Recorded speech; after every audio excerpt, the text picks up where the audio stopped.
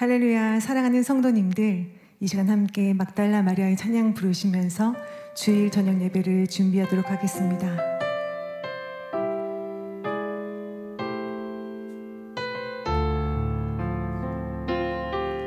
내 주는 그리스도, 내 주는 그리스도, 내 주는 사랑 자체, 내 주는 그리스도, 내 주는 내 삶, 내 주는 그리스도, 내 주는 그리스도, 내 주는 사랑 자체, 내 주는 그리스도, 내 주는 내 사랑,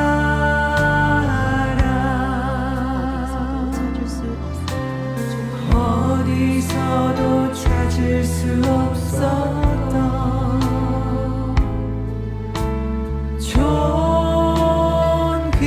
존귀한 분, 모든 것을 다 주셨지만 우리에게 구한 것은 단 하나,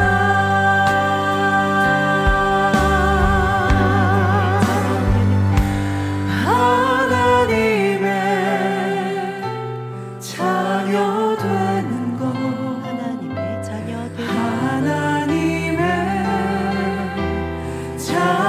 되는 것, 아름다우신 그분의 이름 예수 그리스도, 하나님의 자녀 되는 것, 하나님의 자녀 되는 것, 아름다우신 그분의 이름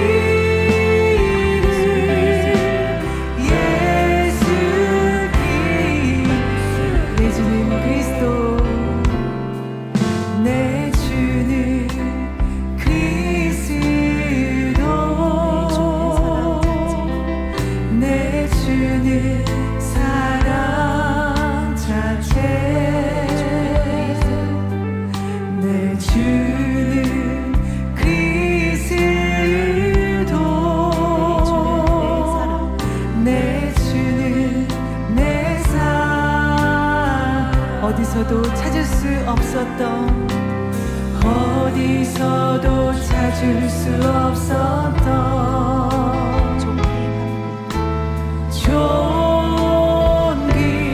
존귀한 분, 모든 것을 다 주셨지만 우리에게 구한 것은 단 하나,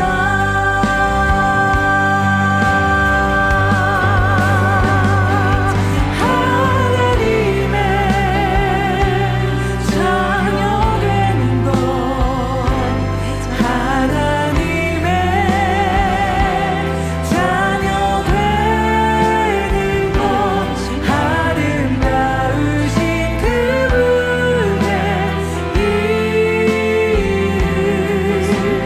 예수 그리스도,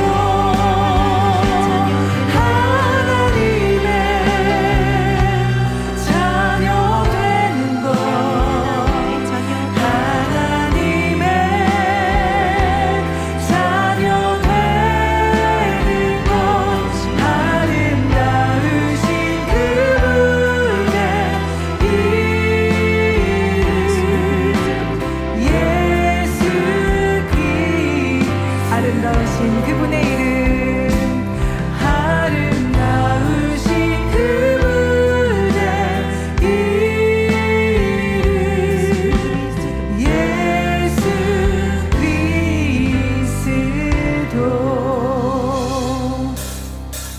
무한무실한 주님의 사랑으로 우리를 아름다운 천국으로 이끌어주시는 아버지의 사랑을 생각하시며 서천국에 함께 찬양드립니다.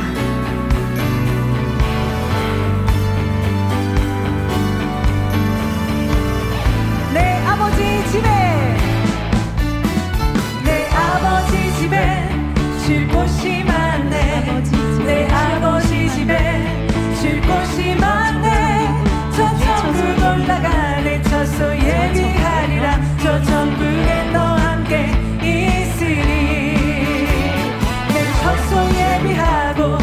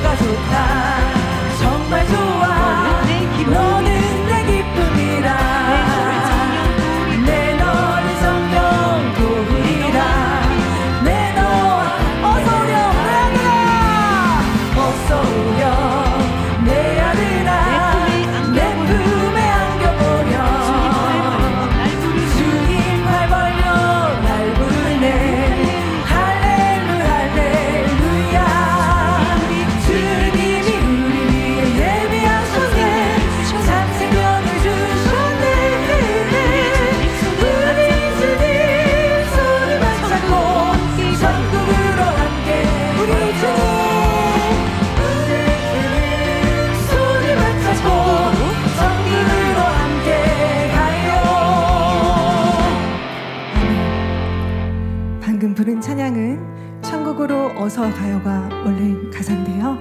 사랑하는 원로 목사님께서 천국으로 함께 가요라고 말씀해 주셨었습니다.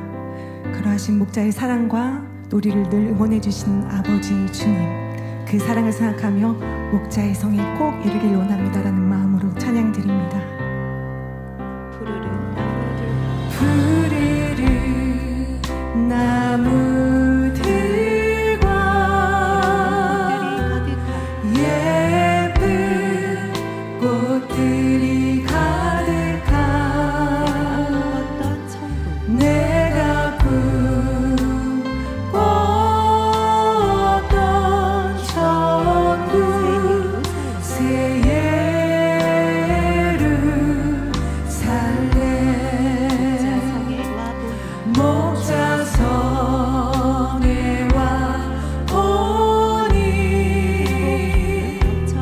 행복 기쁨 넘쳐나네.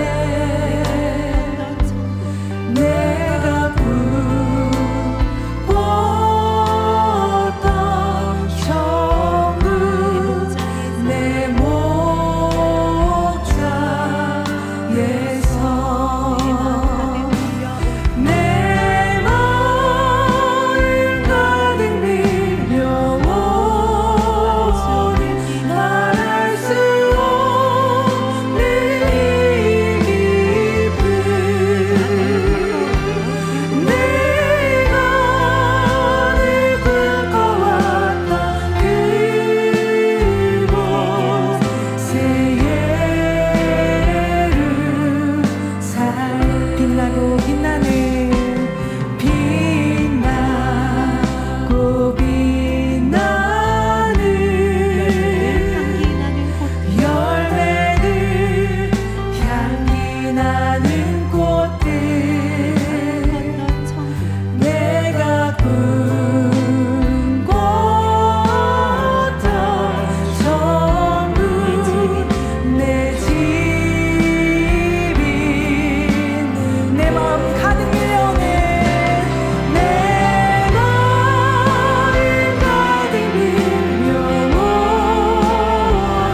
말할 수 없는 이 기쁨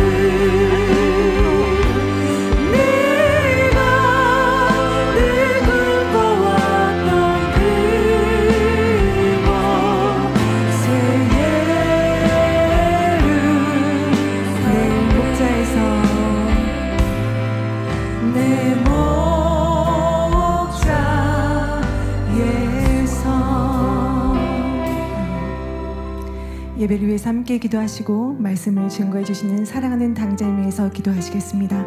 할렐루야. 사랑의 아버지 하나님 감사드립니다. 감사합니다. 당회장님 오늘 엽기강의 권능으로 붙들어 주시고 은혜로 충만한 말씀 가운데 함께 하옵소서. 우리 주 예수 그리스도 이름으로 기도하옵나이다. 아멘. 묵도하심으로 주일 저녁 예배를 아버지 하나님께 드리시겠습니다.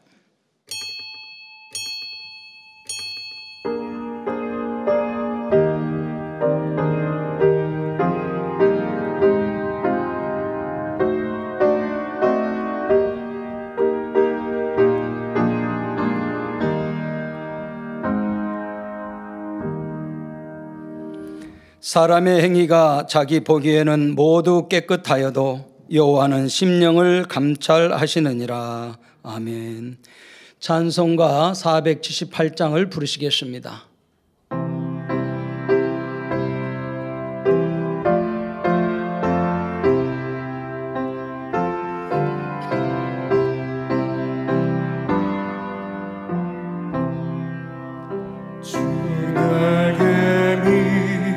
내가 편안히 쉬네.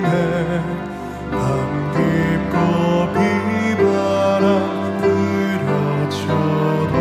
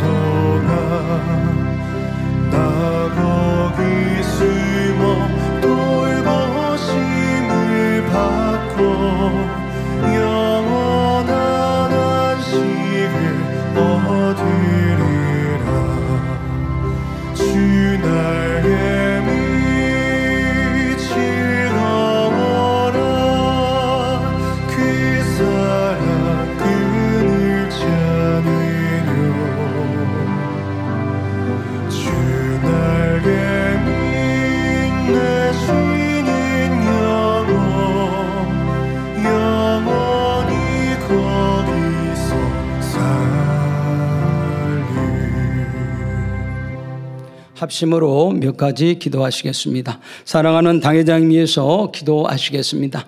사랑의 아버지 하나님, 당회장님 만민의 목자로 세워주시고 이제 마지막 때 인간 경작의 모든 섭리들을 이루어갈 수 있도록 아버지 권능으로 보장해 주시니 감사합니다. 아버지 권세 있는 말씀으로 아버지 어떠한 영혼인들을 다 깨뜨리며 변화시켜 마지막 때 아버지 만민들을 예루살렘을 인도하기에 조금 더 부족되면 권능의 목회자가 되게 하시니 감사합니다. 당회장님이 주신 아버지 민족부모가 세계 선교를 다 이룰 수 있게 하시고 마지막 때 우리 만민에 향하신 그 모든 뜻을 다 이루어드리는 당회장님 되도록 역사해 주옵소서. 모든 것 감사드리옵고 우리 주 예수 그리스도 이름으로 기도하옵나이다. 아멘. 대성전 건축을 위해 기도하시겠습니다. 살아계신 아버지 하나님 감사합니다. 만민에게 대성전 건축을 아버지 명하셨으며 인간 경작에 마무리 지을 것을 말씀하셨사오매 이제 아버지 성결의 오중복음을 주시고 아버지 영의 사람 온 영의 사람들이 나와 이제 아버지 하나님 12기적 보석과 같은 아버지 제자들 같은 마음을 이루고 아버지 대성전의 12기둥을 이루며 아버지께서 친히 시강하여 주신 이 대성전을 믿음 가운데 온전히 이루어드릴 수 있게 축복으로 함께하여 주옵소서. 성전 이전도 아름답게 이룰 수 있도록 우리 마음의 성전을 속히 더 깨끗게 온전케 하시며 이 모든 섭리와 뜻들을 아버지 섭리 가운데 아름답게 가장 적당한 때 좋은 때 아버지 뜻대로 역사해 주시며 임마누엘로 함께하사 영광 홀로 받아 주옵소서. 우리 주 예수 그리스도 이름으로 기도하옵나이다. 아멘. 말씀 증거해 주실 당회장님과 은혜 받기 위해서 기도하신 후 이청년 지도교사인 각윤진 전도사님께서 대법 기도해 주시겠습니다.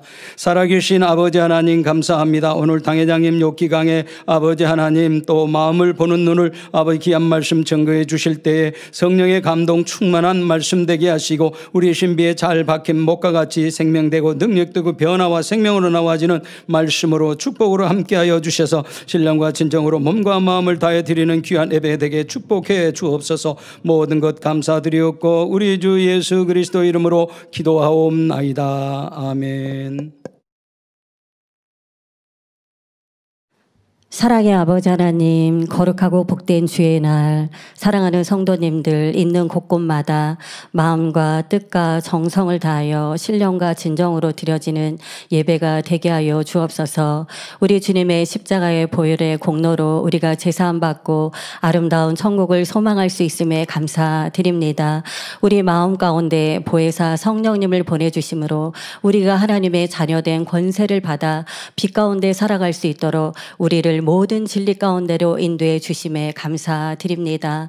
아버지 하나님께서 귀한 제단을 무궁한 사랑으로 귀한 제단을 사랑해 주셨사오니 감사드립니다. 또한 일어나 빛을 발하는 제단이 될 수 있도록 축복해 주심도 감사드립니다.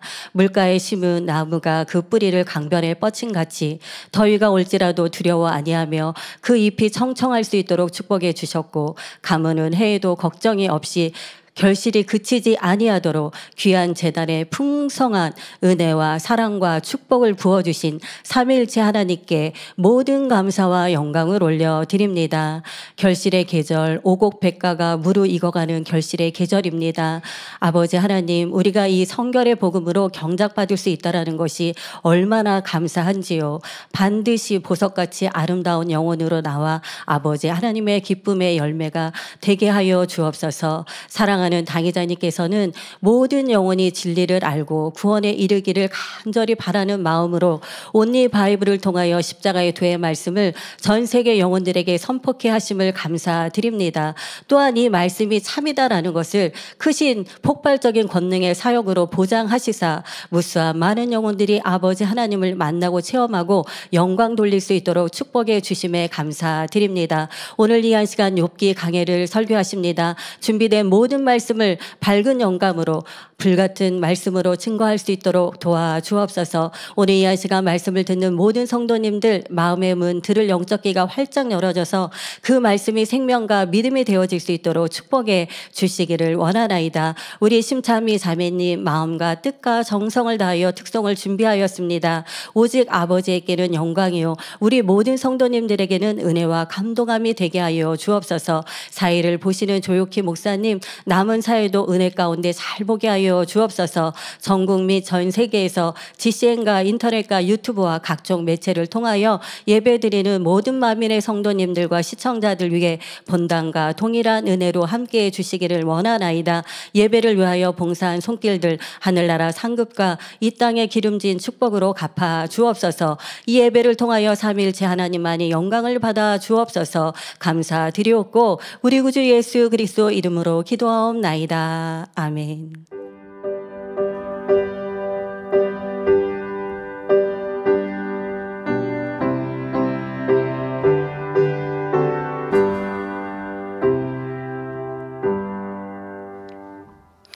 은혜 받으실 하나님의 말씀은 욥기 35장 9절에서 16절 말씀입니다. 사람은 학대가 많음으로 부르짖으며 세력 있는 자의 팔에 눌림으로 도움을 부르짖으나 나를 지으신 하나님 곧 사람으로 밤중에 노래하게 하시며 우리를 교육하시기를 땅의 짐승에게 하심보다 더하게 하시며 우리에게 지혜 주시기를 공중의 새에게 주심보다 더하시는 이가 어디 계신가? 말하는 자가 한 사람도 없구나. 그들이 악인의 교만을 인하여 거기서 부르짖으나 응낙하는 자가 없음은 헛된 부르짖음은 하나님이 결코 듣지 아니하시며 전능자가 돌아보지 아니하심이라. 하물며 말하기를 하나님은 배울 수 없고 일의 시비는 그 앞에 있으니 나는 그를 기다릴 뿐이라 하는 너랴. 하나님이 진노하심으로 벌을 주지 아니하셨고 행포를 심히 살피지 아니하셨으므로 이제 너 욥이 헛되이 입을 열어 지식 없는 말을 많이 하는구나. 아멘. 심찬미 자매님의 특성이 있습니다. 심찬미 자매님은 예능위원회 소속으로 교회 각종 행사 및 공연 시 솔로 및 중창으로 아버지 하나님께 영광 돌리고 있습니다. 오늘 드릴 특성곡은 만민찬양 32장 찬양원을 불러주시겠습니다.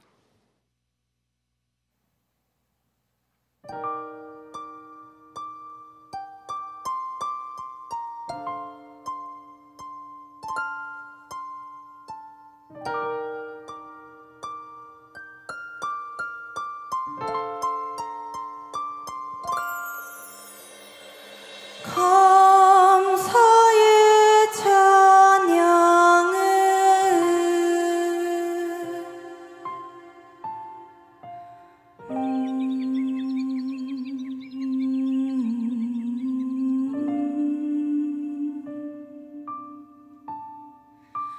기쁨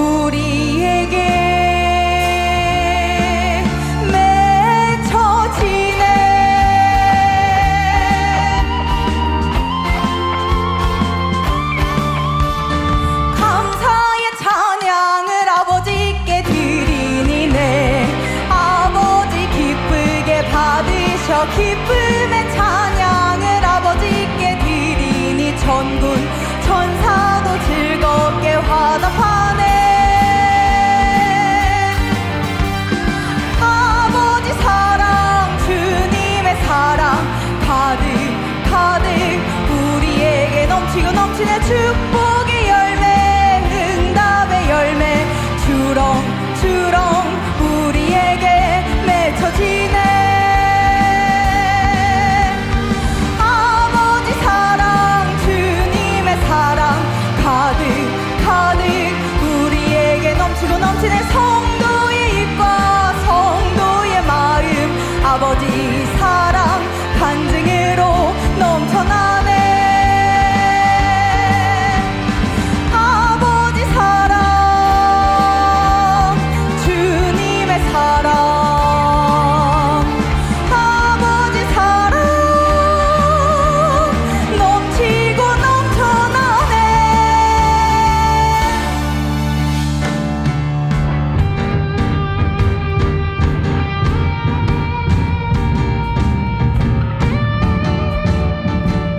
아버지 사랑 주님의 사랑 감사의 찬양을 드리네. 할렐루야 영광을 아버지께 드리세. 할렐루야 감사를 주께 드리세. 사랑이 많으신 아버지께서 우리에게 맺혀주신 사랑의 열매 우리에게 맺혀주신 사랑의 열매.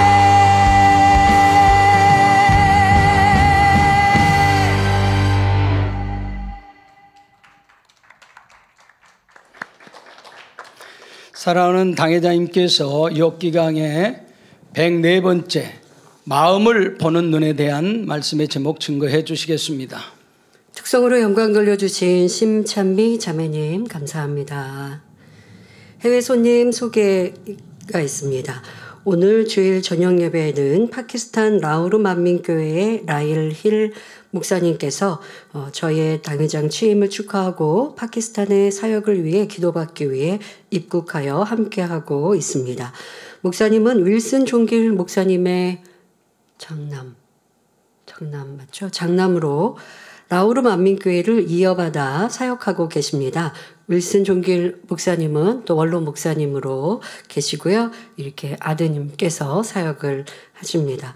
목사님의 그런데 아까 오셔서 인사하시는데요. 우리가 이런 크고 놀라운 간증을 잊었나 하고 제가 놀라기도 하고 참 행복했습니다. 목사님의 따님의 간증을 해주셨는데요. 목사님의 따님이 태어났을 때 지금으로부터 약 12, 13년 전인데요. 태어났을 때 5개월의 조산이었다고 합니다. 그런 경우 참 생존율이 미비하지 않겠습니까? 그러니까 출산했을 때 아이의 몸무게가 0.7kg였대요. 1kg도 안 나가는 0.7kg의 아이였고요. 의사들은 많은 문제가 있을 거다. 뭐 귀나 눈의 문제는 당연하고요. 문제가 있을 거라고 했으나 원로 목사님께서 기도해 주신 손수건 기도를 받고 태어났을 때 문제도 없었고 빠른 시간 안에 뭐 태어나서는 너무 아이가 미숙아이니까 이렇게 인큐베이터에 들어 있었겠지만 빨리 회복이 돼서 정상으로 또 퇴원할 수 있어서 WCDN에서 간증을 했다고 하네요. 여러분들 기억나십니까? 네, 이런 놀라운 간증이 있었습니다. 현재는 우리 이 딸이 12살. 12세인데 아주 건강하다고 이렇게 사진과 함께 간증을 해 주셨습니다. 네, 감사합니다. 네. 자리에서 일어나실 때 따뜻한 박수로 환영해 주시기 바랍니다. 네, 환영합니다. 감사합니다. 네, 감사합니다. 여러분, 우리가 이런 놀라운 역사들의 간증들을 잊으면 안 되는데 100% 다 기억은 못 하더라도 또 여러분들 들을 때 그때 그래 그런 일이 있었지 했어야 되는데 너무 놀라운 간증들 많다 보니까 이 간증도 참 놀라운 간증입니다. 그랬더니 우리 목사님께서 그러세요. 자매 형제구나. 네, 같은 동생이시죠. 신시아가 동생이시네요. 네, 신시아 간증은 사람들이 많이 기억을 하고 또 계속해서 간증을 해주시는데 본인 따님의 간증은 이렇게 잘 기억을 못 하신다고까지 얘기를 하시더라고요. 그러니까 신시아가 여동생이겠네요. 그렇죠? 맞죠? 네. 그래서 이렇게 그러니까 우리 윈슨 존길 목사님 가족들이 모두 충성하시지 않습니까? 파키스탄에서 열심히 사역을 하시고 또 가족들 안에도 목사님들이 여러 분 계시거든요. 저번에 형제분들 안에서도. 그래서 참 감사하다. 그러니 또 이러한 큰 간증들이 넘치시는구나라고 느낄 수 있었습니다. 그러면서 말씀하시죠. 파키스탄에 와서 또 크게 집회 하자고 말씀을 하십니다. 이렇게 원로 목사님 여전히 본인들은 아버지로 또 감사하고 사랑하고 그때 함께 해주셨던 그 큰 대성회 그 행복과 기쁨이 있으신데 이제 또 저에게도 이런 대성회 해달라라고 여러 번의 말씀을 하셨고 저는 우리 아버지의 뜻 기도합시다라고만 답변을 했습니다마는 성도님들도 아버지의 뜻 가운데 이룰 필요가 있는 것은 이루게 하시고 또 가장 적절한 곳으로 인도해 주실 것 믿고 우리 기도하시면 되겠습니다. 세계 곳곳에서 사랑하는 원로 목사님 위하여 또 같이 사랑하시고 안타까이 여기시고 너무 보고 싶다고 말씀하셨는데 감사드리고요. 또 지금은 우리 길태식 목사님께서 파키스탄에 출장 장기간 계시죠. 가는 곳마다 또 아버지 하나님의 은총이 함께 하실 줄 믿습니다. 말씀에 들어가도록 하겠습니다. 사랑하는 성도 여러분, 지난 시간에 엘리후는 전혀 진리에 맞지 않은 말로 욥을 질책했습니다. 욥이 죄를 짓든 의를 행하든 하나님과는 아무 상관이 없다고 말하였지요. 하지만 이는 교만과 영적 무지에서 나온 말이라 했습니다. 요한 3서 1장 4절에 내가 내 자녀들이 진리 안에서 행한다함을 듣는 것보다 더 즐거움이 없도다 말씀한 대로 우리가 죄악을 버리고 의를 행하는 것을 하나님께서는 가장 기뻐하십니다. 반대로 우리가 죄를 지으면 하나님께서 너무나 슬퍼하시고 성령이 탄식하시기 때문에 우리 마음이 곤고함을 느끼게 되는 것입니다. 엘리후는 지혜로운 척하면서 마치 하나님의 마음을 잘 아는 것처럼 얘기했지만 이는 오히려 하나님의 이름을 망령되이 일컫는 죄라 했지요. 육의 사람은 영이신 하나님의 마음과 뜻을 헤아릴 수 없습니다. 육의 차원에서는 영의 일을 분별할 수 없기에 선을 악으로 판단하기도 하고 악을 선으로 오해하는 일도 있는 것입니다. 에베소서 5장 17절에 그러므로 어리석은 자가 되지 말고 오직 주의 뜻이 무엇인가 이해하라 말씀한 대로 여러분 모두가 신속히 영과 온영의 사람이 되어 범사에 하나님의 뜻을 바로 이해하고 온전히 이루어 드리시기를 주님의 이름으로 기원합니다. 엘리후는 앞에서 욥에게 당신의 인생은 무가치하다라고 말한 직후에 다음과 같이 말합니다. 욥기 35장 9절에 사람은 학대가 많음으로 부르짖으며 세력 있는 자의 팔에 눌림으로 도움을 부르짖으나 했습니다. 사람은 학대를 받거나 힘 있는 세력에게 눌리면 고통을 호소하며 도와달라고 부르짖습니다. 이스라엘 백성들은 애굽에서 종살이하며 심히 학대를 받으니 자유를 얻기 위해 하나님께 부르짖었습니다. 그런데 학대한다는 것은 이렇게 직접적으로 괴롭히거나 가혹하게 대하는 것만을 의미하지는 않습니다. 꼭 폭력이나 위협이 아니라 해도 기본적인 도덕이나 예의 범절을 지키지 않고 상식에서 어긋나게 행하는 것도 넓은 의미에서 학대라 할 수 있습니다.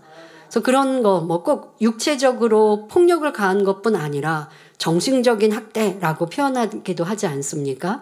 남을 너무나 무시하거나 없이 여기거나 자기 마음대로 끌어가거나 하는 것도 정신적인 학대를 받는다, 정신적인 학대를 가한다 표현하기도 합니다. 이로 인해 다른 사람들이 고통을 받아야 하기 때문입니다. 이처럼 직접적이고 간접적인 학대로 인해 곳곳에서 분쟁과 불화, 싸움이 일어납니다.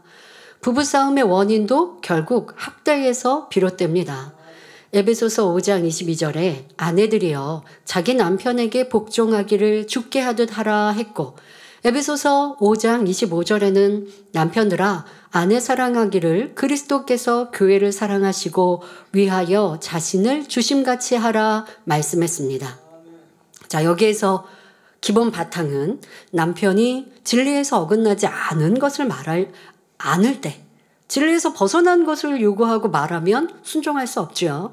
하지만 진리에서 벗어나지 않았다면 순종해주고 함께 하는 것, 이것이 서로의 섬김이고 아버지 하나님께서 우리에게 원하시는 가족의 화평을 이루는 길입니다. 그런데 내 남편이 비질을 나한테 요구하는 게 아닌데 그냥 무시하거나 없이 여기면 그것은 여러분들이 하나님 말씀을 어기는 것입니다. 그러니까 그러한 부분을 순종하지 않는다라는 표현을 하시는 거죠. 아내가 남편에게 순종하지 않으면 이는 남편을 무시하는 행위가 되는 것이죠. 그러니 남편을 학대하는 것이 됩니다. 아, 이런 것까지 생각을 안 해보셨죠?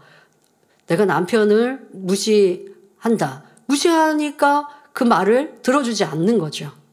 소중히 여기고 귀히 여기고 섬기고 사랑한다면 그 말을 따라주고 들어줄 건데, 사랑하지 않고 무시하니까 무슨 옳은 것을 말해도 뭔가 당연히 해줘야 될 부분도 그렇지 않습니다. 자, 그런 불순종이 나오고 이를 학대하는 것이다라고 지금은 더 폭넓게 말씀을 드리고 있습니다. 반대로 남편도 아내를 자신의 몸처럼 사랑하지 않으면 이 또한 학대임을 알아야 합니다. 남편의 입장에서는 아내가 나한테 순종해 주는 것, 그걸 바랄 것인데 그렇게만 바라는 게 아니라 나도 아내를 내 몸과 같이 사랑해 주면서 순종해 주기를 아내에게 바라셔야죠.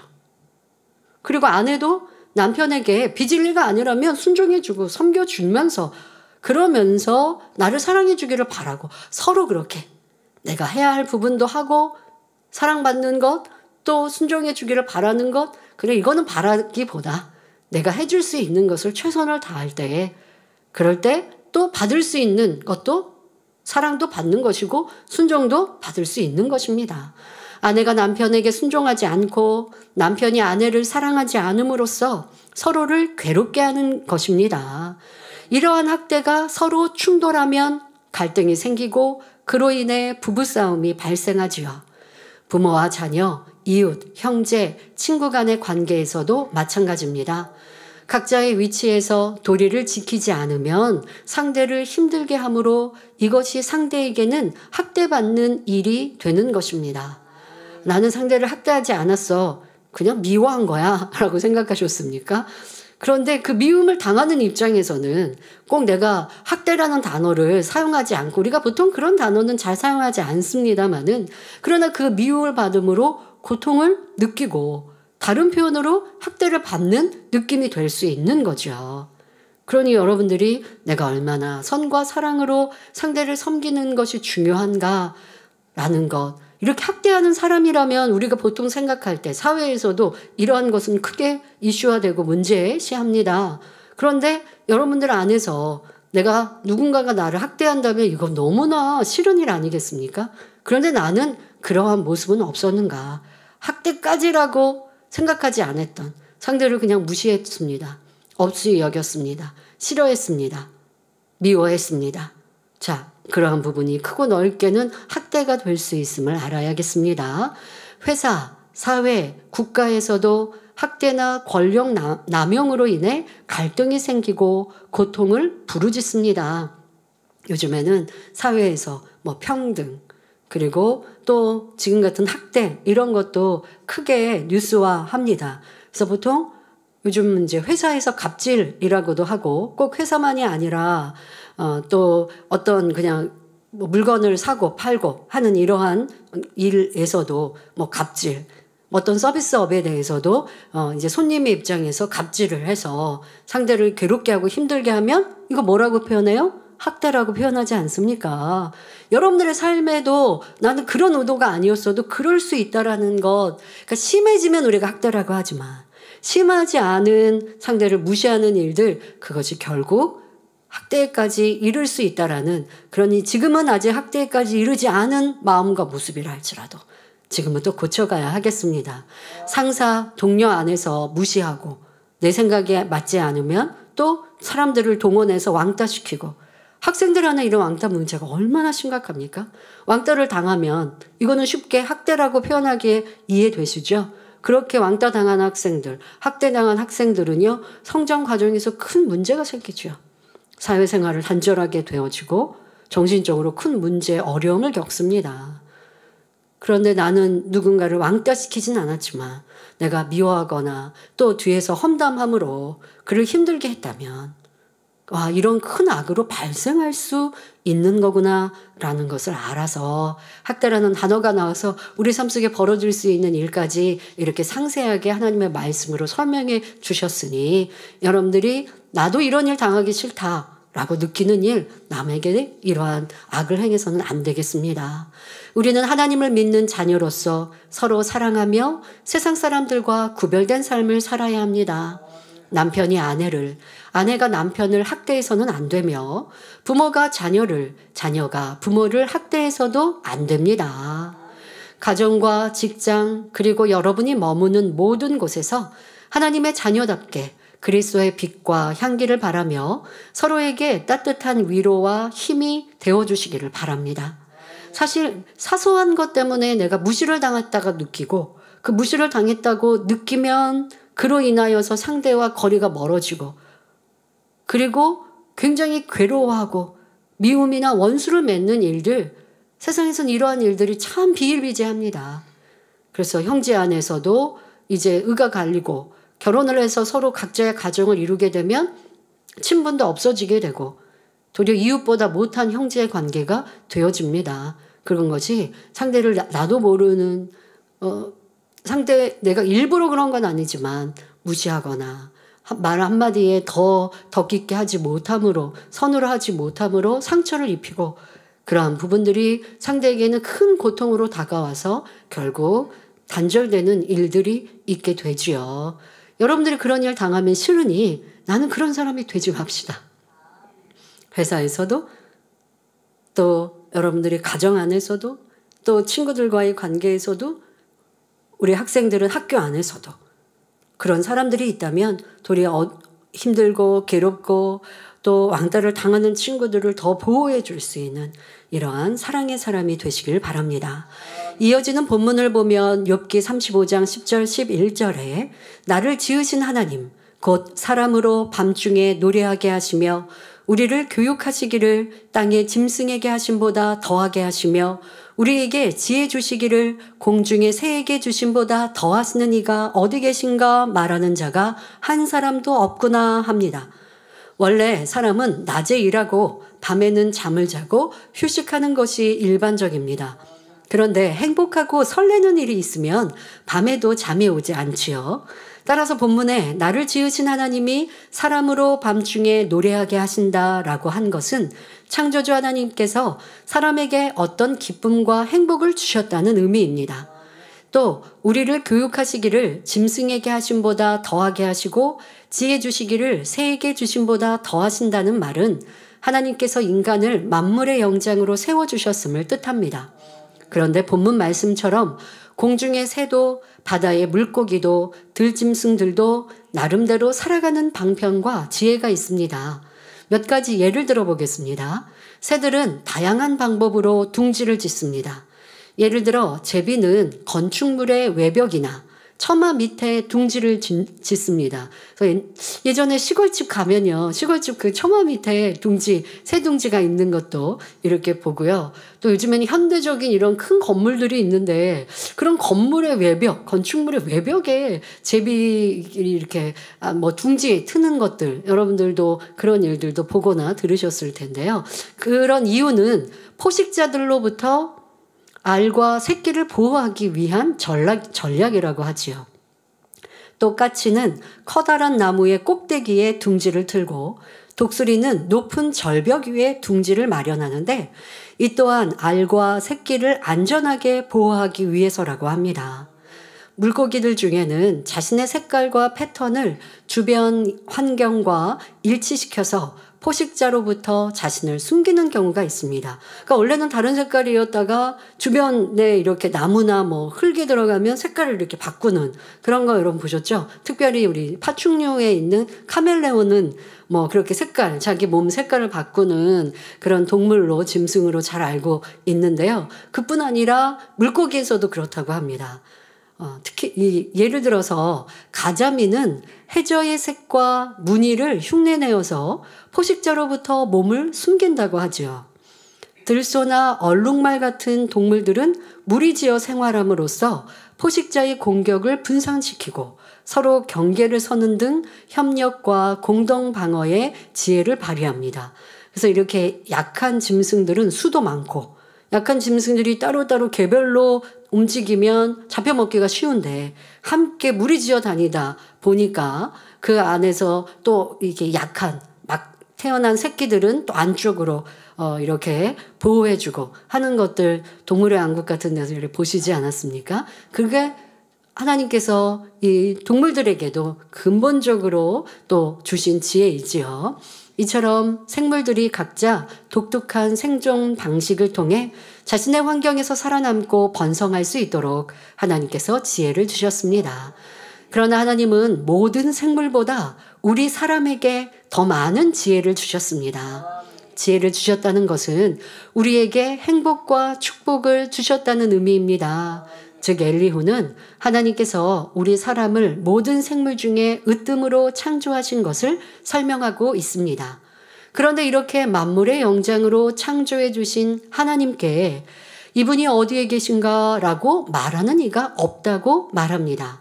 이는 인간의 배은망덕함을 의미하지요. 즉 사람이 학대를 받거나 또는 세력 있는 자에게 눌릴 때에는 하나님께 도움을 청하며 부르짖는데 밤에 노래를 부를 정도로 태평성대를 누리거나 행복할 때는 하나님을 찾지 않는다는 의미입니다. 이는 욥을 빗대어 하는 말입니다. 엘리후는 욥 당신이 건강하고 부요할 때는 하나님을 찾지 않다가 이렇게 학대받고 힘에 눌리니 부르짖으며 도움을 청하고 있군요 라고 말하는 것입니다. 물론 엘리후의 이 말은 옳지 않습니다. 욥은 행복하고 평안할 때도 열심히 번제를 드리며 하나님을 경외했습니다. 혹여 자녀들이 하나님 앞에 실수했을까, 어떤 죄를 범했을까 염려해서 번제를 드릴 정도였지요. 하지만 이런 욥의 삶을 알지 못하며 욥의 마음을 보지 못하는 엘리후는 자기 마음대로 욥을 판단 정죄하고 있습니다. 사람의 마음과 중심은 오직 하나님만이 정확히 아십니다. 그러므로 야고보서 4장 12절에 입법자와 재판자는 오직 하나이시니 능히 구원하기도 하시며 멸하기도 하시느니라. 너는 누구간데 이웃을 판단하느냐 하신 말씀을 명심하여 다른 사람을 함부로 판단하는 일이 없어야겠습니다. 이어지는 본문을 보면 욥기 35장 12절 13절에 그들이 악인의 교만을 인하여 거기서 부르짖으나 응락하는 자가 없음은 헛된 부르짖음은 하나님이 결코 듣지 아니하시며 전능자가 돌아보지 아니하심이라 합니다. 여기서 악인의 기도는 하나님께서 응답하지 않으시고 헛된 부르짖음은 하나님께서 듣지 않으신다라는 이 말 자체는 옳습니다. 성경에는 우리가 어떻게 해야 응답받는지 반대로 응답받지 못하는지 자세히 기록되어 있습니다. 먼저 응답받지 못하는 경우를 살펴보겠습니다. 시편 66편 18절에 내가 내 마음의 죄악을 품으면 주께서 듣지 아니하시리라 했고 이사야 59장 1절 2절에 여호와의 손이 짧아 구원치 못하심도 아니요 귀가 둔하여 듣지 못하심도 아니라 오직 너희 죄악이 너희와 너희 하나님 사이를 내었고 너희 죄가 그 얼굴을 가리워서 너희를 듣지 않으시게 함이니 말씀합니다. 또 야고보서 1장 6절부터 8절에 오직 믿음으로 구하고 조금도 의심하지 말라. 의심하는 자는 마치 바람에 밀려 요동하는 바다 물결 같으니 이런 사람은 무엇이든지 주께 얻기를 생각하지 말라. 두 마음을 품어 모든 일에 정함이 없는 자로다 말씀하셨습니다. 그러니 죄담이 있거나 의심하고 기도한다면 응답받을 수 없고 헛된 부르짖음이 된다는 사실을 알아야 합니다. 계속해서 하나님 앞에 응답받을 수 없는 이유가 무엇인지 살펴보겠습니다. 야고보서 4장 2절 3절에 너희가 욕심을 내어도 얻지 못하고 살인하며 시기하여도 능히 취하지 못하나니 너희가 다투고 싸우는도다. 너희가 얻지 못함은 구하지 아니함이요 구하여도 받지 못함은 정욕으로 쓰려고 잘못 구함이니라 말씀합니다. 즉 구하지 않기 때문에 얻지 못하고 욕심으로 잘못 구하면 응답받지 못한다는 말씀입니다. 갈라디아서 6장 7절에는 스스로 속이지 말라. 하나님은 만홀히 여김을 받지 아니하시나니 사람이 무엇으로 심든지 그대로 거두리라 했으니 심지 않으면 거둘 수 없는 것입니다. 또 마태복음 5장 23절 24절에는 우리가 다른 사람과 불목한 상태에서 하는 기도도 응답받지 못합니다. 그러니 마태복음 18장 35절에 너희가 각각 중심으로 형제를 용서하지 아니하면 내 천부께서도 너희에게 이와 같이 하시리라. 다시 말해 내가 형제를 중심에서 용서하지 않으면 하나님께서도 나를 용서하지 않으신다 말씀하신 것입니다. 자, 우리가 하나님께 용서받기 원한다면 중심에서 다른 사람을 용서해야 합니다. 여러분 이거 꼭 기억하셔야 합니다. 그러니 내가 용서받기 위해서도 여러분들의 삶 속에 용서받아야 될 죄악이 얼마나 많습니까? 그런데 내가 용서받지 못해서 죄인이라 하시면 치료도 응답도 축복도 못 받아요. 어떤 경우는 구원에서도 멀어질 수 있어요. 그러니 내가 형제를 용서하는 것, 내가 용서받기 위해서도 형제를 용서해야 하는데 중요한 것은 무엇이냐? 중심으로 용서하는 것입니다. 용서하라고 하시니까 말로만 하거나 용서한 것 같은데 여전히 상대가 싫고 상대의 잘못을 떠올리고 있다면 중심에서 용서한 것이 아니지요. 하나님은 우리의 중심을 보십니다. 하지만 사람은 자기 중심을 알지 못할 때가 많습니다. 자, 여러분이 여러분을 다 아시는 것 같아요? 그렇지 못한 것을 성경은 곳곳은 말씀하십니다. 내가 나를 잘 안다 하는 것 자체가 착각입니다. 더더욱 내 마음, 내 중심은 내가 모르고 못 보는 것이 참 많지요. 지금 욥이 그려하고 있고 욥의 친구들이 엘리후가 욥을 알지도 못하면서 욥의 마음과 중심을 알지도 못하면서 계속 악인이다, 죄인이다 정죄하는 것이죠. 자, 여러분들이 나를 잘 몰랐다라고 할 때 어떤 경우를 들 수 있을까요? 이런 상황들이 많이 있습니다. 나는 이 죄를 버린 것 같아요.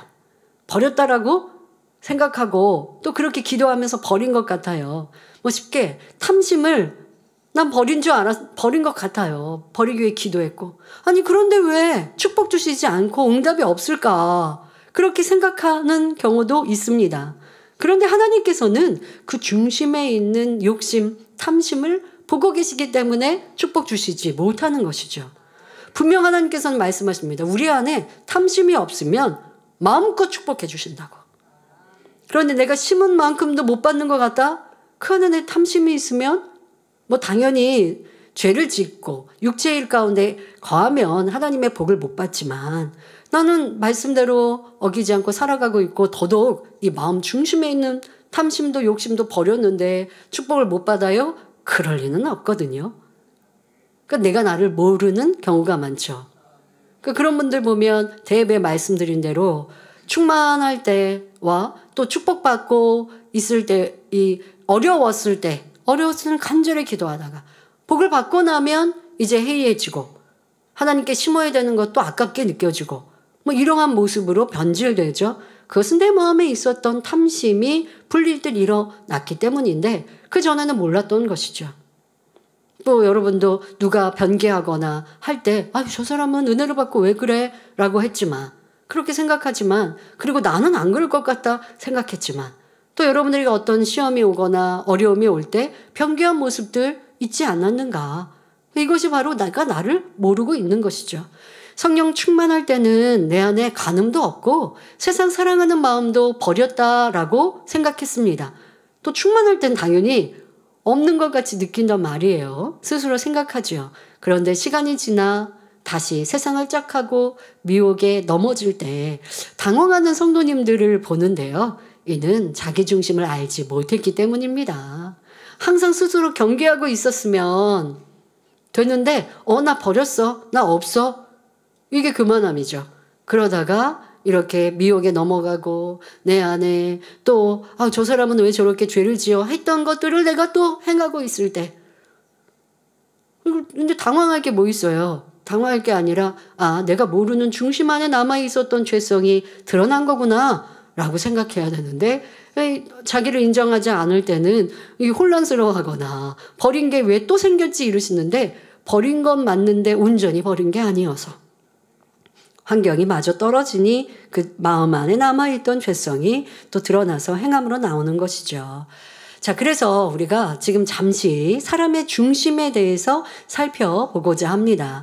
또 이 욥기 강해에서 쭉 설명하고 있는 것처럼 친구들이 욥의 중심을 모르고 있고 또 욥도 자기 중심을 보지 못하니까 이 연단 속에 계속 오랫동안 불평 원망하고 있지 않습니까? 그래서 우리의 사람의 중심이란 무엇인가라는 것에 대해 설명하겠습니다. 자, 그런데 중심을 알려면 먼저 마음에 대해서 알아야 합니다. 자, 우리 마음에는 진리의 마음과 비진리의 마음 그리고 양심이 있습니다. 사람의 마음 하면 하나인 줄 알았는데 그런데 그렇지 않습니다. 그래서 로마서 7장에 말씀하고 계시지 않습니까? 사도 바울이 오라 나는 공고한 자라 내 마음에 진리를 쫓고자 하는 마음이 있는데 왜 나는 비진리를 쫓나 라면서 공고해 하고 또 그 안에서 양심에 대한 표현을 하고 있는데요. 이렇게 진리의 마음과 비진리의 마음 양심이 우리 마음 안에 공존합니다. 자, 여기서 양심이란 사람이 타고난 본성과 성장 과정에서 보고 듣고 배운 것을 바탕으로 스스로 만들어낸 선악의 판단 기준을 말하죠. 그래서 우리 마음을 조금 더 세분화했을 때는 뒤에 설명하는 이제 이런 중심도 이렇게 나누기도 해요. 왜냐하면 이 중심, 이게 본성과 연결되어 있는 것도 있는데요. 그냥 크게 이렇게 세 가지로 나누고 지금 말씀드린 대로 이 양심이라는 것 자체가 본성을 바탕으로 하여 성장 과정 속에 옳고 그름의 기준을 만든 것. 이것이 이제 양심입니다. 이 양심은 어떤 부모에게서 태어나 어떤 환경에 영향을 받으며 자신이 어떤 노력을 했느냐에 따라 다르게 형성됩니다. 사람마다 선과 악을 판단하는 기준이 다르지요. 이 양심의 설명은 욥기 강의에서도 자주 했습니다. 왜? 욥과 친구들의 이 기준이 다 다르잖아요. 그래서 왜 다른지에 대한 설명을 자주 여러분들에게 해드리고 있습니다. 왜 이런 말씀까지 우리가 그냥 죄 버립시다, 악 버립시다 하면 되는데 마음을 분류해서 설명하고 또 중심까지 설명하고 또 특히 양심에 대한 것을 자주 설명할까요?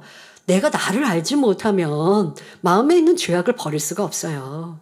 내가 나를 알아야 내 성격이 잘못된 것도 고치고 내 생각에 저거는 옳아, 저거는 틀렸어라고 하지만 옳고 틀리다라는 기준이 내 양심인데 이 양심이 하나님의 기준이 아니라 내가 만들어 놓은 것이니 그 기준 자체가 다른데 그런데 여기에 맞춰서 옳다 그러다 하니 이게 판단이고 정죄가 된다는 거죠.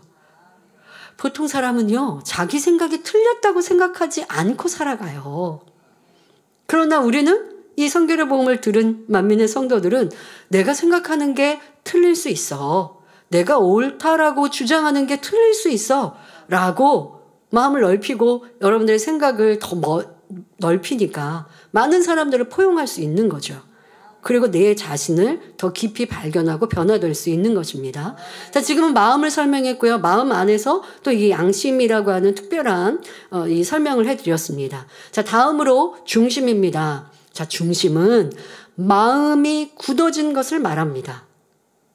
중심은 선천적으로 타고나기도 하지만 후천적으로 사람이 마음에 무엇을 많이 받아들이고 새겼는지에 따라서도 차이가 납니다. 보통 우리가 중심은 타고났다라고 표현하기도 하는데요. 그것으로 끝나는 게 아니에요. 여러분, 저는 이제 49.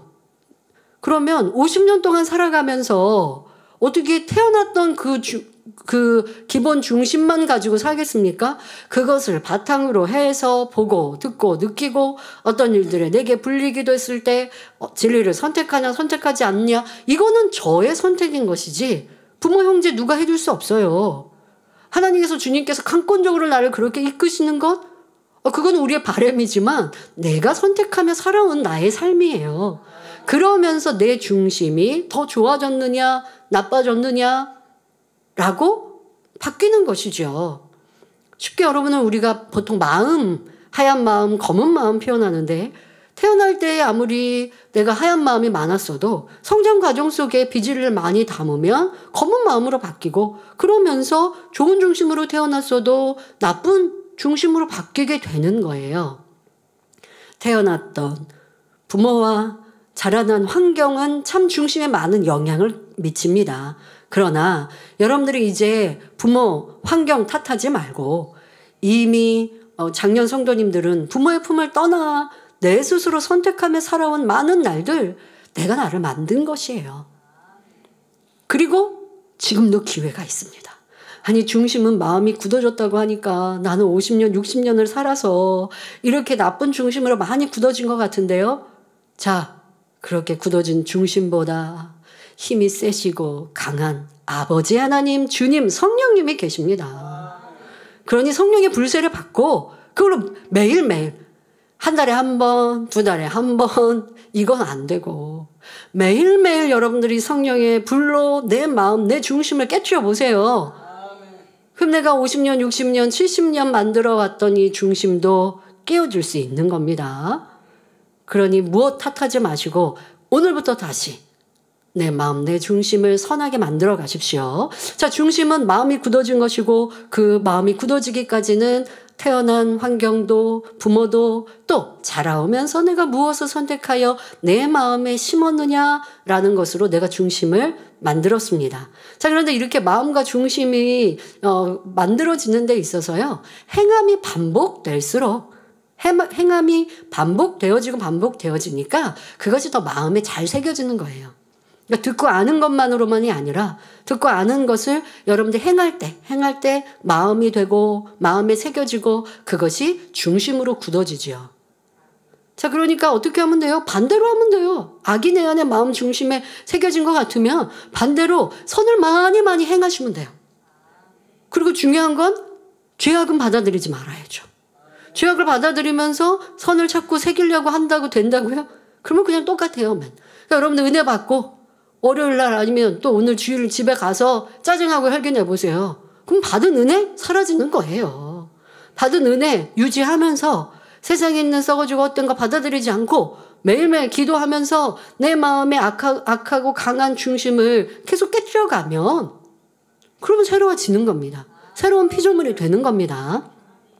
자, 마음에 새긴 것이 굳혀지면서 각자의 중심이 형성되었습니다.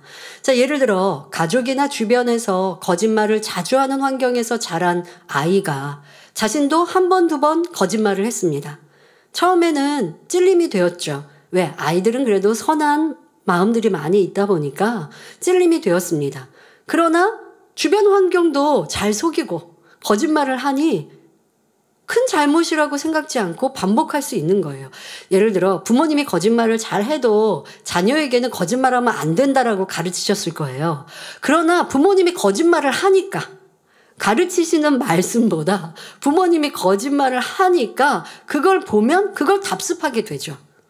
그래서 처음 할 때야 좀 찔림이 되고 어려웠지만, 그리고 엄마도 야단을 치시는데, 근데 엄마도 거짓말 하거든요. 아빠를 속이기도 하고. 또 우리한테 뭐 해줄게 라고 해놓고 금방 이내 안 하거든요. 그런 사소하다고 하겠지만 아이들은 그걸 보면서 뭐 아이들이 또 거짓말해도 뭐 얼마나 크게 하겠습니까? 그러니까 아이들도 뭐 한다고 해놓고 안 하고, 뭐 아이들하고 약속하잖아요. 너 휴대폰 아니면 TV 보는 거 1시간 만에 라고 했어요. 그런데 아이가 그 약속을 지키는 아이가 있고 그렇지 않은 아이가 있어요. 그러면 부모님이 자신을 생각해 보시라고요.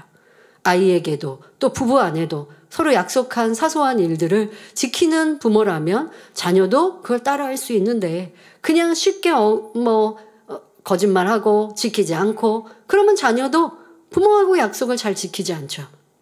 엄마가 막 야단을 치고 뭘 하면 그때뿐이고 결국은 거짓으로 마음 안에 새겨지게 됩니다. 그리고 무엇보다 중요한 건 이렇게 거짓말을 하고도 크게 잘못이라고 느껴지지 않는 것이죠. 왜? 환경이 그리하니까. 그러면 이 사람은 거짓이라는 악이 마음에 점점점 한 번, 두 번, 세 번 행하면서 마음에 더 새겨지죠. 원래 거짓이라는 것으로 마음에 태어난 부분도 있어요. 왜? 부모에게 그런 기질이 많았다면. 그랬는데 그렇게 또 행하니까 이 악이 내 마음에 새겨지고 그것이 중심으로 굳혀져 버린다는 것입니다. 이런 사람은 이제 점점점 성인이 되고 자라나면서 뭐 사소한 거짓은 거짓말이라고 느끼지도 못하죠. 점점 큰 거짓말도 서슴지 않게 하게 되는 것입니다. 그러니까 이런 분들이 이제 만민의 재단에 와서 말씀을 들으면서 거짓말하지 말라. 십계명에서도 거짓말하지 말라. 말씀하시고 그런 말씀들의 비유들을 들면서 예를 들어 우리가 사소한 거짓말 이거 하겠다고 하고 하지 않은 거 아니면 또 진실하지 않은 면까지 설명하면서 날이 이제 밤 12시가 지났는데 그래서 새벽 1시로 가는데 그런데 그러면 어제 오늘 이게 구분이 돼야 되는데 그렇지도 않는 뭐 이러한 것들도 설명하면 아니 뭐 그런 게 거짓말이야. 이렇게 되면서 말씀을 받지 않고 나에게서 튕겨나가게 되죠. 그러니까 내가 얼마나 말씀을 아멘하며 받고 순종하느냐도 그 마음과 중심을 어떻게 만들었냐에 따라서 그러니까 진리와 선으로 많이 만들어 나가면서 또 세상에서도 선을 쫓고자 하는 마음으로 살아왔다면 말씀을 들을 때 야 이런 말씀이 있었구나 하고 작은 죄악을 깨우쳐 주실 때도 기뻐하고 즐거워하거든요. 그런데 그렇지 않고 이 말씀이 뭐 꼭 그렇게까지 해야 돼 하는 분들이 있다면 나는 어떻게 살아왔고 내 마음, 내 중심, 내 삶은 어떠했던가라는 것도 돌아보셔야 합니다. 자, 그런데 이렇게 지금 거짓이 마음 중심에 새겨진 사람이 있는가 하면 반대로 순간 자기 잘못을 감추려고 거짓말을 한 아이가 있습니다. 그런데 이 아이가 양심의 가책을 느끼고 심히 잘못이라고 생각이 되었어요. 거기에다가 부모님도 선한 교육으로 거짓과 진실함에 대해서 훈계해 주셨습니다. 그러니 이 아이는 마음에 거짓은 나쁜 거야. 그러면 안 되는구나. 내게 유익이 있다고 쉽게 거짓말하고 그러면 안 돼. 하고 그 선한 가르침, 진실에 대해서 마음에 새겼습니다. 자, 그러면 거짓말하지 않는 사람으로 성장하겠지요. 이 사람의 마음은 거짓 없이 선하게 또 그런 마음으로 만들어 가고 성장합니다. 자, 그러면서 이제 점점점 살아가면서 또 거짓말과 진실의 상황들이 내게 유익이 되고 불이익이 되는 이러한 상황에 만나게 됩니다. 자, 불이익이 될 수 있는 상황에서도 마음 안에 진실이 또 거짓말은 나빠라고 하는 게 새겨졌기 때문에 내게 불이익이 돼도 진실을 선택합니다.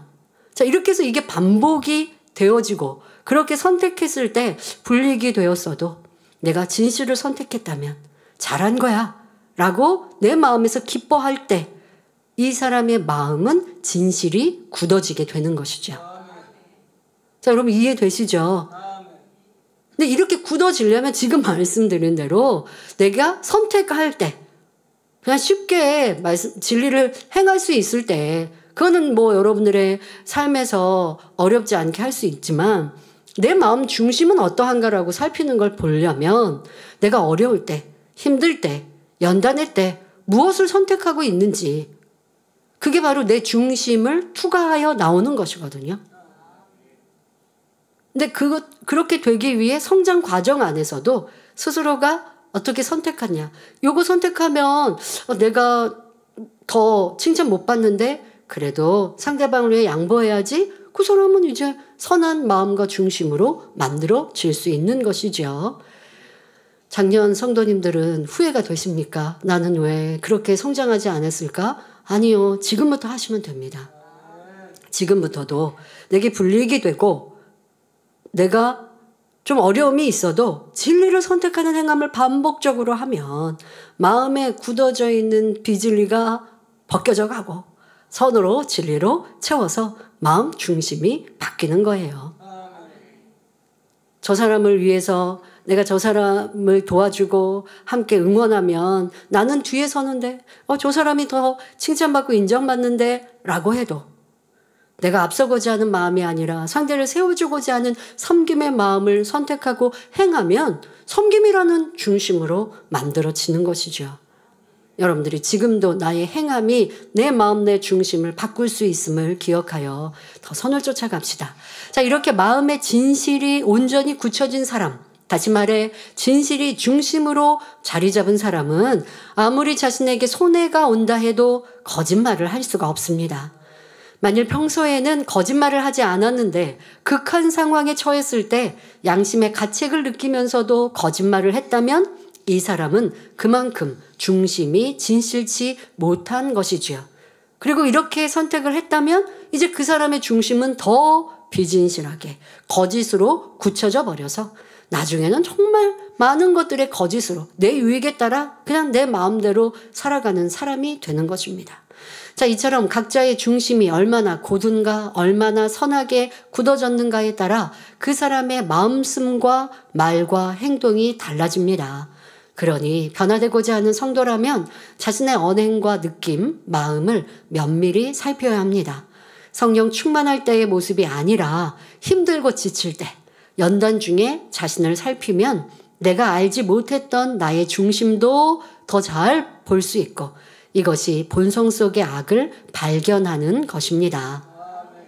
하나님께서는 사람의 중심을 꿰뚫어 보십니다. 사람이 악을 쫓으면서 하나님 저는 원래 선을 행하려고 했는데 실수한 거예요. 저 그렇게 안 하고 싶었는데 어쩔 수 없었어요. 성도님들 아니면 누가 나를 미혹해서요. 아니면 누가 나에게 악한 말을 전해줘서 제가 판단하고 정죄했는데 저 안 그러려고 했는데 하나님 앞에 아무리 떼써도 소용없습니다. 이거는 변명에 불과합니다. 아무리 변명해도 중심을 보시는 하나님을 속일 수는 없습니다. 그러니까 자기 마음 중심에 있었기 때문에 누가 험담한 말을 할 때 같이 험담한 것이지 그 사람이 전해주니까 제가 어쩔 수 없이 들어서 험담했어요. 아니에요. 험담하는 게 싫고 남을 판단 정죄하는 게 싫은 사람은 누가 말을 전할 때 그런 말 전하지 마세요. 아니면 그게 사실이 아닐 수 있고요. 사실이라 한들 그런 말을 전해서 내가 상대의 비질을 알아서 뭐가 좋다고 전합니까? 단호하게 할 수 있는 거예요. 그리고 아무리 들었어도 내 마음에 기억하고 남기지 않아요. 이게 남으니까 자꾸 생각해서 그 사람에 대해 미운 마음, 싫은 마음 또 판단하고 정죄하게 되고 결국 남에게 또 전하고 수근수근하는 많은 죄를 쌓아가는데 누가 말을 전해서가 아닙니다.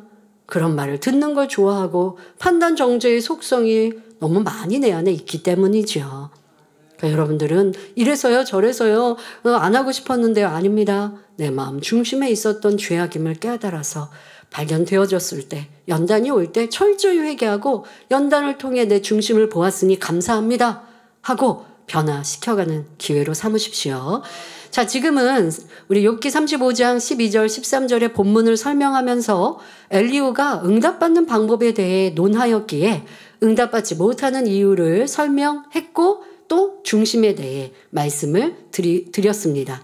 자, 다시 본론으로 돌아와 이제는 중심을 보시는 하나님 앞에 응답받으려면 어떻게 해야 하는지 살펴보겠습니다. 그 해답 또한 하나님 말씀인 성경에서 찾아야 합니다. 요한일서 3장 21절 22절에서는 사랑하는 자들아 만일 우리 마음이 우리를 책망할 것이 없으면 하나님 앞에서 담대함을 얻고 무엇이든지 구하는 바를 그에게 받나니 이는 우리가 그의 계명들을 지키고 그 앞에서 기뻐하시는 것을 행함이라 말씀하셨습니다. 또 시편 37편 4절에서는 여호와를 기뻐하라 저가 내 마음의 소원을 이루어 주시리로다 말씀합니다. 하나님을 기쁘시게 하는 것은 곧 하나님의 뜻대로 사는 것이며 믿음으로 행하는 것, 빛 가운데 사는 것, 악은 모양이라도 버리고 거룩함을 이루는 것 등입니다. 이러한 삶으로 하나님을 기쁘시게 할 때 어떤 마음의 소원도 응답해 주신다는 사실을 꼭 기억하시기 바랍니다. 이 외에도 성경에는 응답받을 수 있는 비결을 알려주시는 말씀이 매우 많습니다.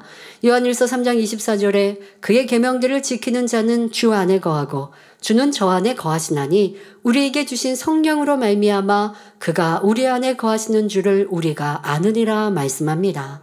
하나님의 계명들을 지키는 사람은 주님과 하나가 된다는 말씀이니 이런 사람은 응답받지 못할 것이 없지요.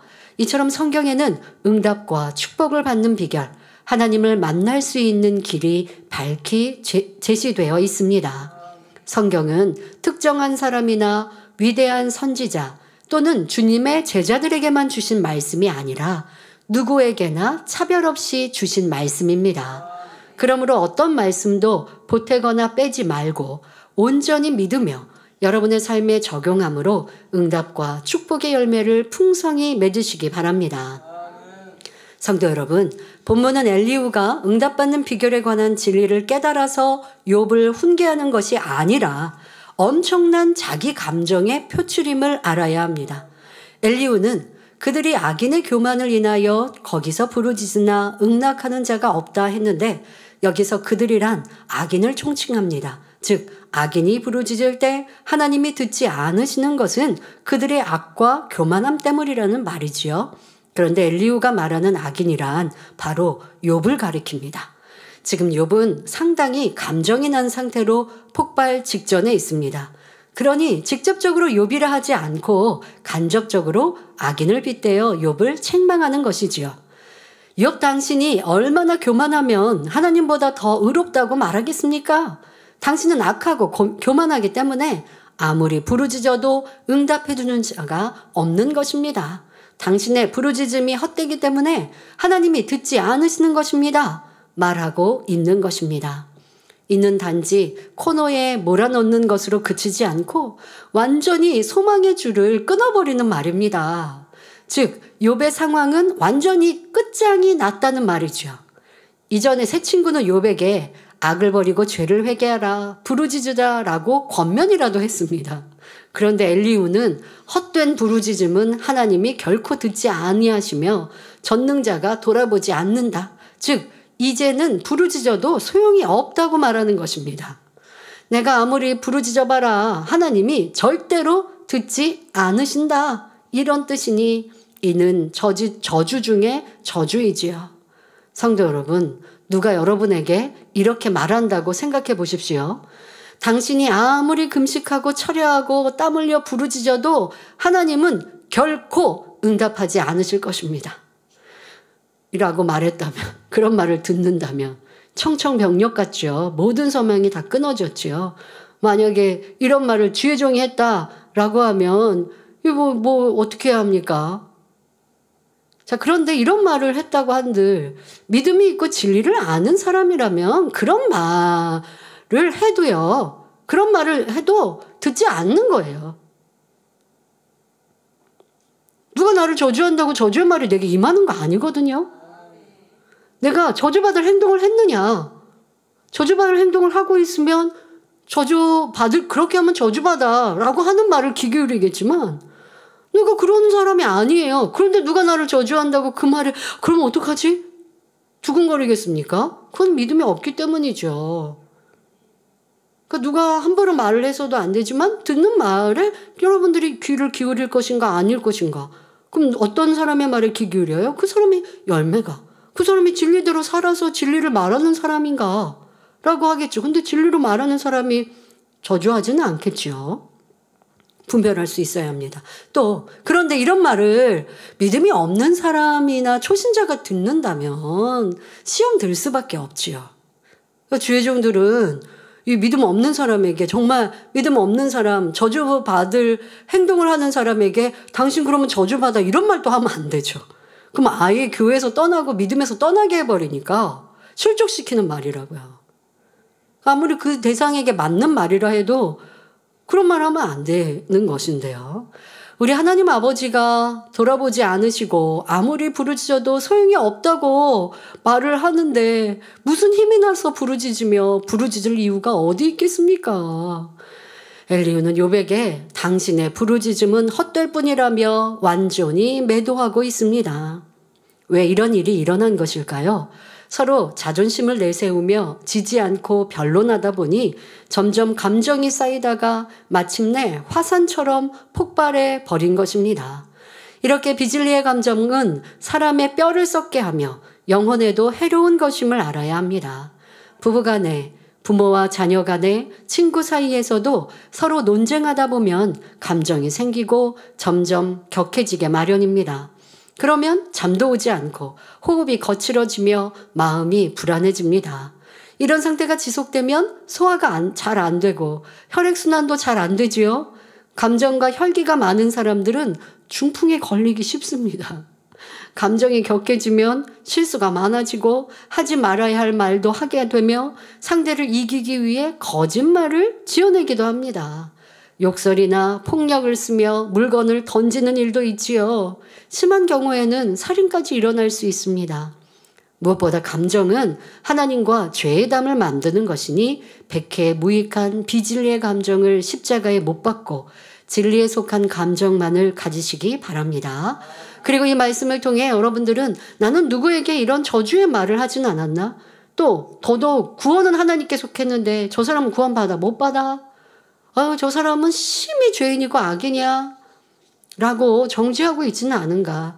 명백한 죄와 악에 관하여서는 저거는 저렇게 하면 안 되는데 라고 자신에게 교훈을 삼으시면 되고요.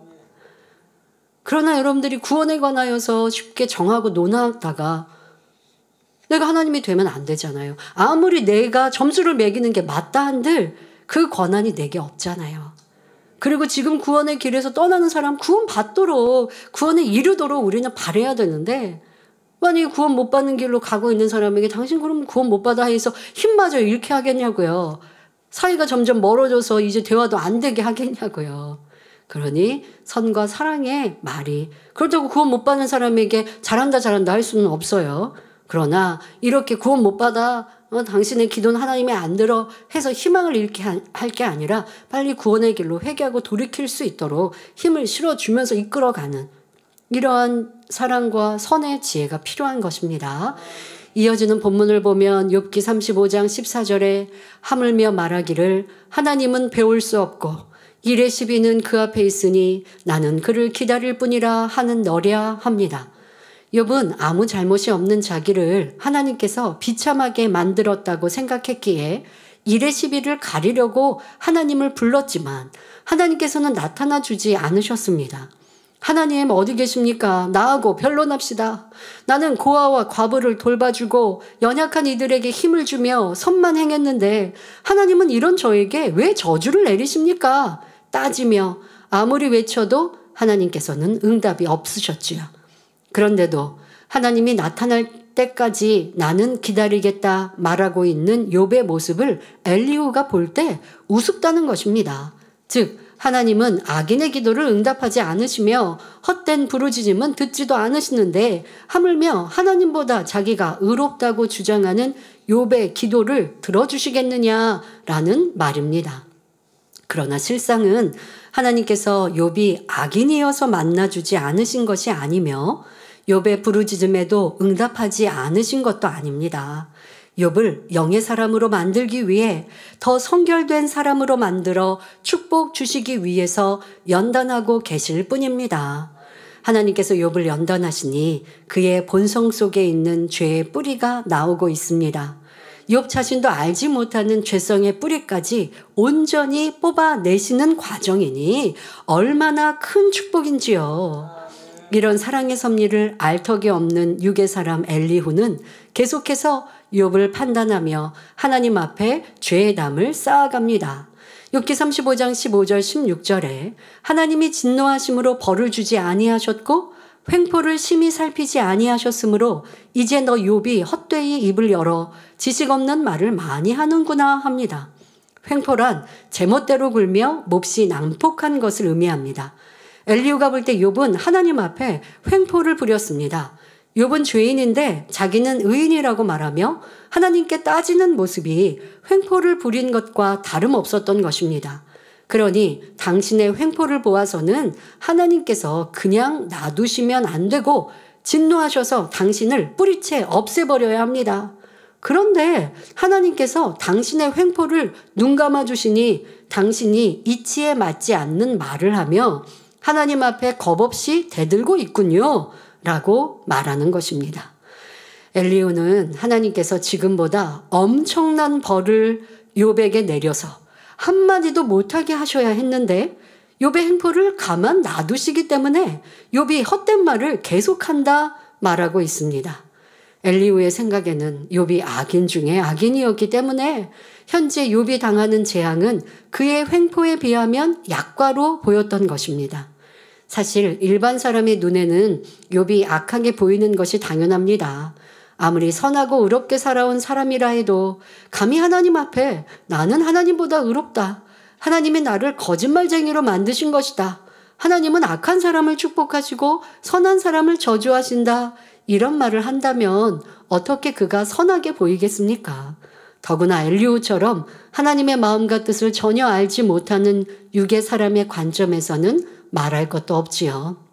하지만 여러분은 진리를 들었기 때문에 사람을 연단하시는 하나님의 사랑도 알고 사람의 의와 하나님 보시기의 의가 어떻게 다른지도 말씀을 통해 계속 배우고 있습니다. 그러니 연단받는 사람이 있을 때 육의 사람의 관점이 아닌 진리의 관점으로 볼 수 있어야 합니다.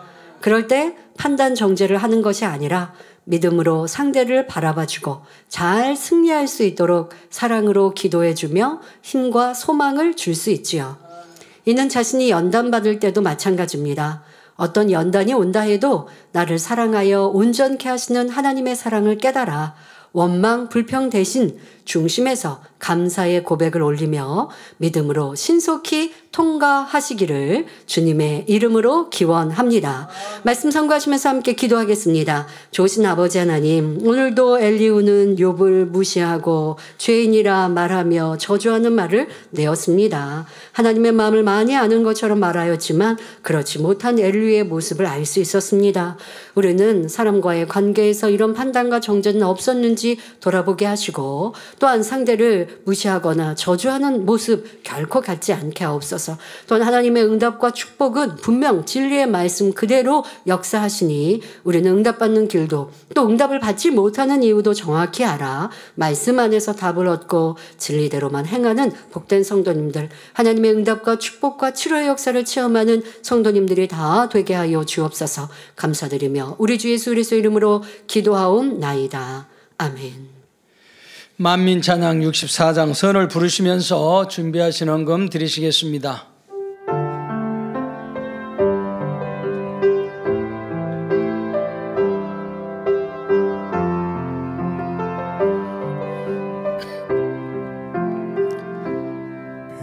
빛이신 아버지의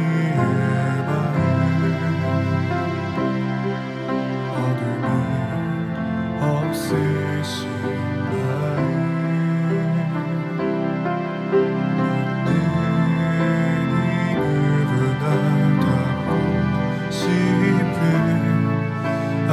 아름다운 선의 마음 보석보다 아름다운 마음 어둠이 없으신 마음 능히 누구나 갖고 싶은 아름다운 선의 마음 아버지 여기 나요 주님의 영이 나요 곱고 아름다운 선의 향기 내게도 이루어지길 원해요 내게도 이루어지길.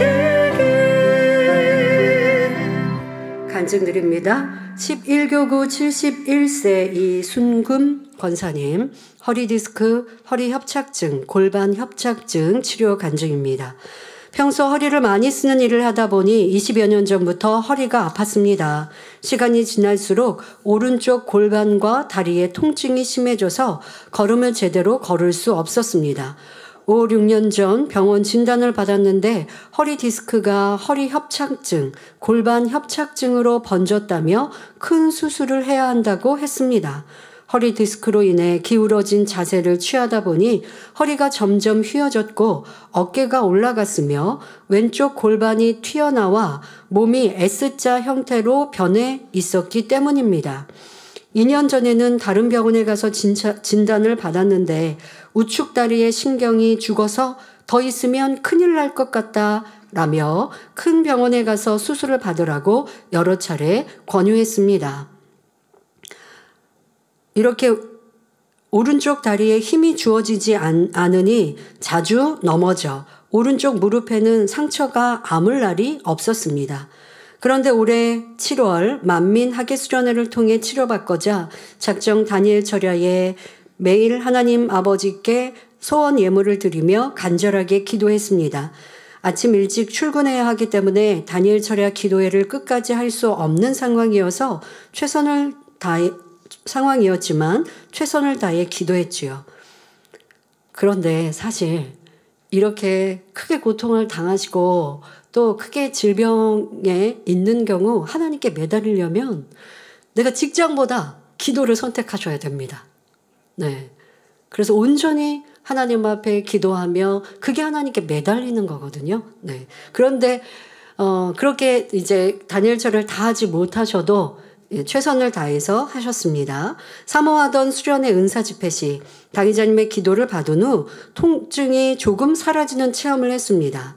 하지만 온전히 치료받기를 사모했었던 터라 그렇지 않은 상황에 낙심이 되던 중에 남편 조병화 장로님이 성경 말씀에서 답을 찾아보자라고 권면해 주셨습니다.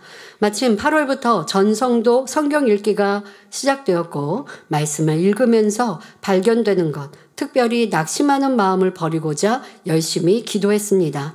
9월 은사 집회 시 당의자님 말씀을 들으면서 더 선한 마음을 이루지 못한 분야를 회개하고 당의자님 환자 기도를 받으니 통증이 많이 완화되어 걷기가 한결 가벼워졌습니다.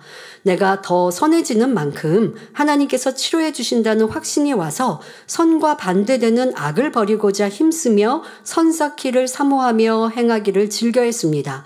그리고 10월 6일 창립 42주년 기념 행사에 참석했는데 당의자님의 말씀과 기념 행사의 감동이 충만하여 마음이 날아갈 것처럼 행복했습니다.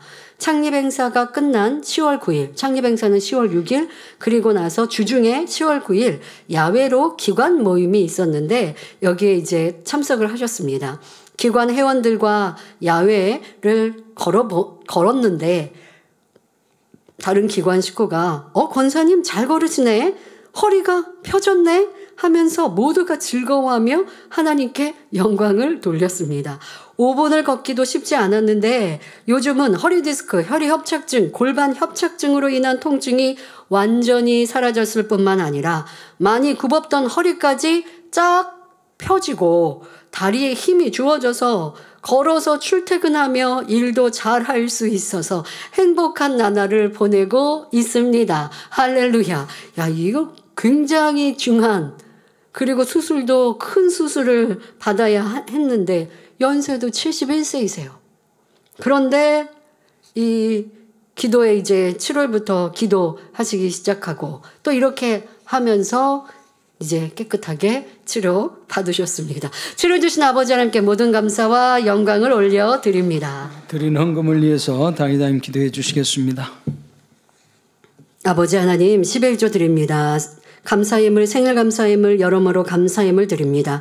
구제 선교 찬조로 성전 건축원금, GC의 방송 성경금으로 드립니다. 작정했던 예물도 드립니다. 친히 안수하여 누르고 흔들어 넘치도록 축복하시며 마음의 소원 간구와 기도에 응답해 주시길 원합니다. 가정일터 사업터를 지켜주시고 축복해 주셔서 더욱 11조가 불어나며 감사의 조건이 넘치는 축복 주옵소서. 행하노로 심은 대로 30배, 60배, 100배 이상으로 축복해 주시길 원합니다. 주여 감사합니다. 우리 주 예수 그리스도의 이름으로 기도하옵나이다. 아멘. 새교를 환영하는 시간입니다. 등록한 분들의 이름을 부를 때 자리에서 일어나 주시면 당회장님 기도해 주시고 환영하는 시간을 갖겠습니다. 김소단 조장님 인도한 정정문 성도님, 임수임 조장님 인도한 유충강 성도님, 여소희 구역장이 인도한 장문진 성도님, 여소희 구역장님 인도한 서명훈 성도님. 요즘에 열심히 전도하셔서 대예배 저녁 예배도 또 등록하는 분이 많으셔서 감사드립니다. 하나님의 자녀들 몸된 재단에 등록했습니다. 이 시간 하늘나라에도 만민주한교회 양떼로 인쳐 주옵시며 영혼이 잘됨같이 범사가 잘되며 영육간에 강건하게 축복해 주옵소서. 믿음의 반석 위에 세워주시길 원합니다. 이 세상을 이길 수 있는 힘과 은혜와 능력과 충만함을 더해주시고 주님을 간절히 찾고 만나고 체험하며 영광 돌려나가는 아들 딸들 되게 축복해 주옵소서. 주님 사랑하고 사랑받는 아들 딸들로 주님 나라까지 인도해 주시길 원합니다. 주여 감사합니다. 우리 주 예수 그리스도의 이름으로 기도하옵나이다. 아멘. 주의 이름으로 환영합니다. 주기도문 하심으로 주일 저녁 예배를 마치겠습니다. 하늘에 계신 우리 아버지여, 이름이 거룩히 여김을 받으시오며 나라에 임하옵시며 뜻이 하늘에서 이룬 것 같이 땅에서도 이루어지이다. 오늘날 우리에게 일용할 양식을 주옵시고 우리가 우리에게 죄 지은 자를 사하여 준 것 같이 우리 죄를 사하여 주옵시고 우리를 시험에 들게 하지 마옵시고 다만 악에서 구하옵소서. 나라와 권세와 영광이 아버지께 영원히 있사옵나이다. 아멘.